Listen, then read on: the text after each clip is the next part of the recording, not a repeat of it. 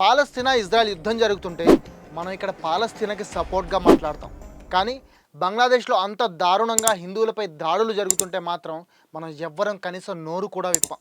ఇది నిజంగా మనం బాధపడాల్సిన విషయం. బంగ్లాదేశ్లో ఇస్కాన్ పూజారి చిన్మయ్ కృష్ణదాస్ ప్రభు అరెస్టు గురించి రిపోర్టర్ అడిగిన ప్రశ్నకి ఏపీ డిప్యూటీ సీఎం జనసేన అధినేత పవన్ కళ్యాణ్ ఇచ్చిన ఆన్సర్ ఇది. ప్రతి హిందూ ఆత్మ పరిశీలన చేసుకోవాలి. మీరు బయటికి రావాలి. తప్పు జరుగుతూ ఉంటే కూర్చొని చేతులు కట్టుకుని మనకెందుకులే అంటే ఇలాగే ఉంటాయి. ఇది మాత్రమే కాదు, బంగ్లాదేశ్లో హిందువులపై జరుగుతున్న హింసపై పవన్ కళ్యాణ్ ఎక్స్లో కూడా ఓ పోస్ట్ పెట్టారు.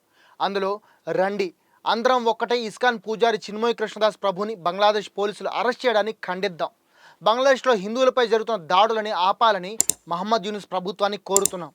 బంగ్లాదేశ్ ఏర్పడే సమయంలో భారత ఆర్మీ రక్తం చిందించింది. ఇండియన్ రీసోర్సెస్ని ఖర్చు చేశాం. అన్నిటికంటే మించి ఇండియన్ ఆర్మీ జవాన్లు వాళ్ళ ప్రాణాలు సైతం త్యాగం చేశారు. అక్కడ మా హిందూ అన్నదమ్ములు అక్క చెల్లెలను టార్గెట్ చేస్తూ జరుగుతున్న దాడులు చూస్తుంటే చాలా బాధగా ఉంది. ఈ విషయంలో వెంటనే యునైటెడ్ నేషన్స్ కలగజేసుకోవాలి అని పవన్ కళ్యాణ్ తన ఎక్స్లో పోస్ట్ పెట్టారు. ఇప్పుడు ఈ పోస్ట్ వైరల్ అవుతోంది.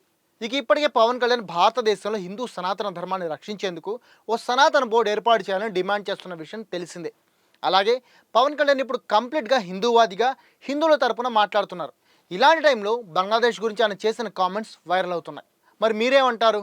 పవన్ కళ్యాణ్ కామెంట్స్పై మీ ఒపీనియన్ ఏంటి? ఈ వీడియో కింద కామెంట్ చేసి చెప్పండి. అలాగే ఈ వీడియో నచ్చితే లైక్ చేయడం, మీ ఫ్రెండ్స్కి షేర్ చేయడం మాత్రం మర్చిపోకండి.